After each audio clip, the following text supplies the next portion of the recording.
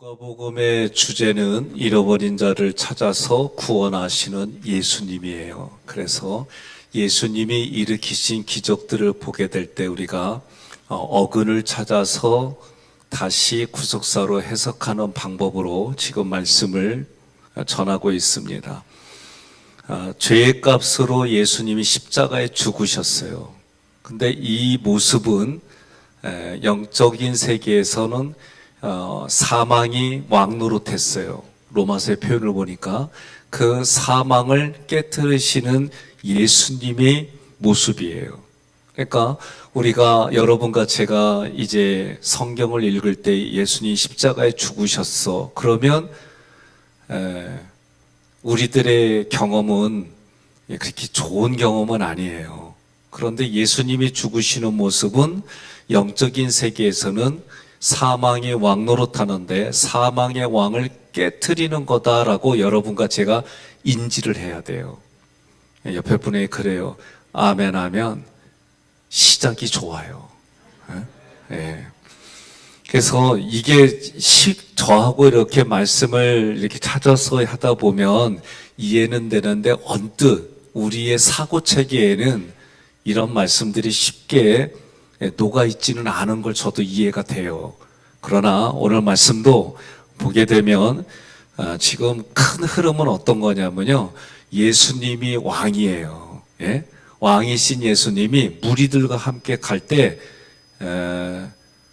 모습은 죽음과 죽음의 왕과 그 무리들이 서 있는 곳에 예수님을 믿는 사람들과 함께 그 앞으로 가는 거예요.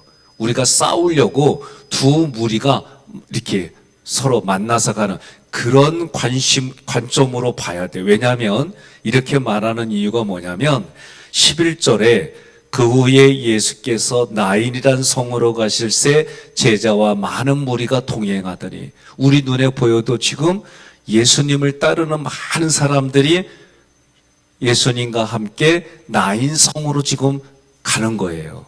그런데 나인이라는 단어를 찾아보니까 어근을 찾아보니까 목장, 초원 이런 뜻이에요. 어근이. 그러면 이 목장, 초원, 어근이 이런 뜻일 때에 구약의 성경을 보면 광야 목장이라고 하는 이 단어하고 같이 쓰였어요. 그러니까 지금 예수님은 나인성이라고 하는 곳으로 예수님과 함께 무리들이 갔는데 나인성은 어떻게 해석하느냐? 쉽게 말하면 음부의 문이에요. 음부의 문. 예? 그러니까 쉽게 말하면 지옥의 문이요. 그러면 이 나인성에서 이제 지금 누가 나와요? 가부의 아들이 죽었어요. 죽은 아들을 관에다가 넣어가지고 많은 무리들이 또 나오는 거예요, 지금. 그러니 음부의 문에서 지금 나오는 거는 죽음과 죽기를 기다리는 사람들이 지금 나오는 거예요. 이해됐어요? 이해가 안 돼도 이거는 이해를 해야 돼요. 그러니까 우리가 문장 이 자체만 볼 때는 그냥 우리 육신의 눈으로 살아있는 눈으로 보면 흔히 말하면 나인성이라고 하는 도시, 성의 그 도시로 예수님이 먼저 제자들과 함께 예수님을 따른 사람들과 예수님이 먼저 여기를 찾아오신 거예요. 그런데 나인성이라고 하는 그 단어를 어근을 찾아서 해석을 해보니까 음부의 문을 말하는 거예요. 이 가실새, 예수님이 제자들과 그리고 동행하는 많은 사람들과 가실새, 이 가실새 포리오는 어떤 특별한 목적을 가지고 지금 가는 거예요. 예수님은 지금 우리의 생명을 구원하러 오셨단 말이에요. 그런데 지금 나인성으로 예수님이 가는데 어떤 목적이냐? 이 죽음과 죽기를 기다리고 죽음 앞에 아무 소망이 없는 사람들 앞에 예수님이 뭘 주러? 자신의 영원한 생명을 주시러 가는 목적을 가지고 가는 거예요. 자, 이렇게 말하는 이유가 뭐냐? 요한계시록 7장 9절에 보면 2일 후에 내가 보니 각 나라와 족속과 백성과 방언에서 아무도 등이 셀 수 없는 큰 무리와 나와 흰옷을 입고 손에 종려가지를 들고 보좌 앞과 어린 양 앞에 서서 예, 요한계시록에서는 이미 예수님이 어린 양으로 예수님을 따르는 무리들과 앞에 이렇게 나오는 지금 이런 모습으로 보라는 거예요.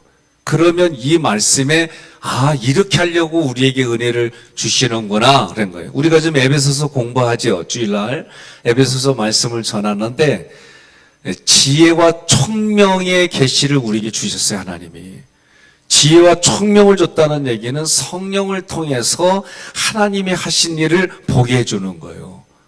예? 그러면 오늘 말씀도 지금 누가복음의 말씀도 그런 큰 흐름에서 어근을 찾아서 보니까 그렇게 해석이 돼요. 그런데 지금 12절 함께 봉독합니다. 성문에 가까이 이르실 때에 사람들이 한 죽은 자를 메고 나오니 이는 한 어머니의 독자여 그의 어머니는 가부라 그 성에 많은 사람도 그와 함께 나오거늘. 아멘. 자, 지금 이 집안에 과부밖에 없는데 아들 하나밖에 없는데 아들이 죽었어요. 그러면 여러분 어떤 마음이에요? 그렇죠. 슬퍼요. 죽음 앞에 슬퍼요. 죽음을 겪은 가정은 슬퍼요. 더욱이 자식이 죽었어요. 평생 가슴에 묻고 가는 거예요. 이 시대에는 가부 혼자예요. 살아가는 삶의 구조가 너무 힘든 거예요. 그러니 이 12절에 보게 되면 나인성은 지금 어근을 찾아서 해석해 보니까 음부의 문이에요. 그 음부의 문은 뭐예요? 죽은 자들이 가는 거란 말이에요. 죽은 자들이. 그러니 지금 죽었어요. 나머지 사람들은 슬퍼하고 위로하고 격려하고 그런 마음으로 갔지 몰라도 영적으로 보면 다 죽은 자리예요. 죽을 걸 기다리는 거예요. 오늘 여러분과 저도 육신은 흙으로 돌아가요. 육신은 흙으로 돌아가지만 어떤 믿음이 있어요? 어떤 생각이 있어요? 예수 믿었기 때문에 예수님처럼 우리의 영과 혼과 육이 부활한다. 우리는 그 믿음 가지고 사는 거예요. 오늘 이 사람들에게는 이런 믿음이 없어요. 그런 사람들에게 먼저 예수님이 누가복음의 주제는 뭐예요? 예수님이 오셔서 죽은 자들을 죄와 허물로 죽은 자들을 자기의 생명, 영원한 생명을 가지고 있는 그 영생을 나눠주러 오신 거예요. 그러니 지금 누가복음 7장의 모습은 그런 영생을 가지신 예수님이 그들에게 예수를 믿게 해서 영생을 가지게 하려고 오신 거예요. 그리고 우리에게 뭘 주시는 거예요? 부활의 신앙을 주시는 모습이 오늘 이 모습 속에서 우리가 봐야 되는 거예요. 그러면 그들은 사람들이 한 죽은 자를 메고 나오니 이는 한 어머니의 독자여 그의 어머니는 가부라 그 성에 많은 사람도 그와 함께 나오거늘. 함께 나오고는 거예요. 지금 죽음 앞에서는 모두가 다 슬퍼하고 어떻게 할 방법도 없고 소망도 없고 그래요. 에스겔서 37장에 보면 마른 뼈 얘기가 나와요. 에스겔 선지자를 데리고 가서 하나님 묻습니다. 살아나겠느냐? 그러니까 뭐라고 그래요? 주님이 아십니다. 베드로에게 예수님이 말씀하신 건 주님이 아십니다. 내가 나를 사랑하느냐? 주님이 아십니다. 그런데 마른 뼈들은 뭐라고 돼 있어요? 이스라엘 백성들인데 소망이 없는 사람들, 소망이 죽은 사람들이 마른 뼈라라고 가르쳐줬어요. 그러니 오늘 모습에도 모습만 달았지 우리 몸은 살아는 있지만 육신에 살아있지만 영은 죽은 영혼들로 보는 거예요. 그런 사람들에게 죽음은요, 오늘 이 땅에서도 죽으면 다 끝난 걸로 생각해요. 소송부터도 죽으면 거기서 멈춰요. 그죠? 그러니 많은 사람들이 죽으면 끝이라고 생각해요. 옆에 분한테 여쭤봐요. 죽고 사는 건 하나님께 달려있어? 그러세요. 예? 죽고 사는 건 하나님께 달려있어요. 동의하십니까? 예. 그러나 그 죽음을 이기신 예수님이 여러분과 저의 하나님이세요. 그 예수님에게는 뭐가 있어요? 영원한 생명, 영생이 있어요. 그 영생이 우리들에게는 선물로 주어진 거예요. 죽음의 권세 아래 있는 사람들은 죽음 앞에 절망하고 소망이 없습니다. 슬픔으로 가득 찬 인생입니다. 오늘 말씀을 보면서 우리는 이런 도식을 생각해야 돼요. 그런 사람들에게 주님이 먼저 찾아가셨어요. 많은 사람들이 종교는요, 사람이 신을 찾아가요. 그런데 우리 하나님은 나를 찾아와 주셨어요. 고르고 골라서 어떻게 했어요? 세워주셨어요. 이걸 믿으셔야 돼요. 우리가 이 땅을 살아가면서 세상의 가치, 세상이 중요하게 여기는 거, 그것에 우리는 막 따라가요. 그래야 인정받으니까요. 그래야 내가 보호받으니까요. 그래서 많은 사람들이 그렇게 그곳을 향해 가요. 그런데 여러분과 저는 성경을 통해서 그 가치가 뭘로 바뀌었어요? 예수님을 따라가는 거예요. 왜? 예수님을 따라가야 하나님께로 우리는 가는 거예요.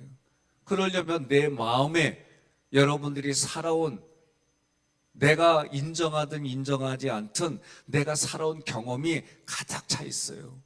그것이 마치 하나님이 가나안 땅을 주며 그 가나안 땅의 모든 악을 이기게 해주신 하나님 앞에 믿음으로 가야 되는 얘기가 구약의 모세오경에 나와 있어요. 그런데 그게 실제로는 어디에? 우리 마음에서 일어나는 거예요.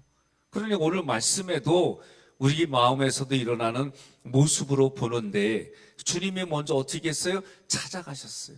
우리에게는 찾아오신 거예요. 삼위일체 하나님이 우리를 먼저 찾아오셨어요. 그 하나님이 찾아오셔서 어떻게 하느냐? 불쌍히 여겨주세요. 성경을 보면 긍휼히 여겨주신다. 다른 말로 말하면 동정해 주신다. 나를 먼저 불쌍히 여겨주신 거예요. 불쌍히 여기신 다음에 뭐라고 해요? 말씀하세요. 이 말씀하시는 것이 창세기에 보면 하나님은 말씀하시니 말씀하시는데 이루어지더라. 동의하십니까? 본문에서는 예수님이 가부를 먼저 찾아오셨어요. 그녀를 불쌍히 여겨주셨어요. 불쌍히 여긴다 스플랑크노 조마에는 동정하다, 동정하다. 우리 예수님은, 죄가 없으신 예수님은 우리가 겪는 고난을 동정하지 못하실 리가 아니에요. 그러니 예수님의 심장은, 예수님의 마음은 우리를 불쌍히 여기는 마음을 가지고 찾아오셨어요. 우리는 죽여야 된다, 저 사람을 옳고 그름해서 범죄로 인해서 죽어 마땅하다고 보는 사람까지도 예수님은 어떻게 봤어요? 불쌍히 여기셨어요. 이게 예수님의 마음이에요. 그 예수님이 지금 가부를 불쌍히 여겨주셨어요. 왜? 죽은 아들을 먼저 보내는 어머니의 마음을 예수님은 보셨어요. 마치 하나님이 독생자 아들 예수를 보내시는 그 마음이 어떠냐? 이루 말할 수가 없는 거예요. 제가 어저께 모임이 있어서 얘기를 잠깐 들었는데, 요새는 이 부의금을 내잖아요.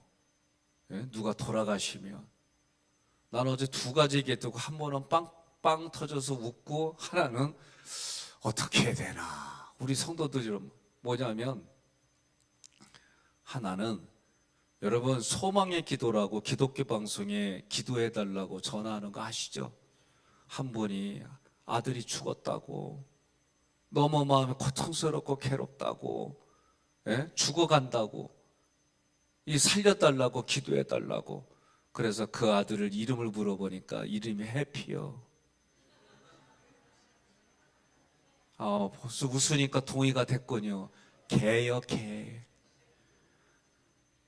그래가지고 소망의 기도에 그렇게 왔디야. 그러니까 목사님 얼마나 당황스러워. 또 하나는 그 해피가 죽으면 이제 부의금도 낸다네. 그래서 제가 그 얘기 듣고 참 많은 고민스러운 생각을 해봤어요. 여러분, 제가 오래전에 얘기했습니다. 다른 분한테는 얘기해요. 저한테는 개 장례 예배 드려달라 이런 거 하지 마세요.